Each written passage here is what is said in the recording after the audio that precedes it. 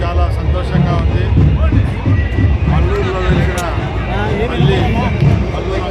మల్లూరమ్మ చిత్రాల ఈరోజు ఇక్కడ దిగ్విజయం. రాష్ట్ర ప్రభుత్వం అయితేనేం, ఎండోన్మెంట్స్ డిపార్ట్మెంటు, అలాగే ఇక్కడున్న పోలీస్ సిబ్బంది అందరూ పక్కడబందీగా ఏర్పాటు చేయడం జరిగింది. కూటమి ప్రభుత్వం ఏర్పాటైన తర్వాత మొట్టమొదటిగా ఈ చిత్రాల మహోత్సవాన్ని దిగ్విజయంగా జరిపేదానికి బాధ్యత అప్పగించిన మహాతల్లికి ధన్యవాదాలు.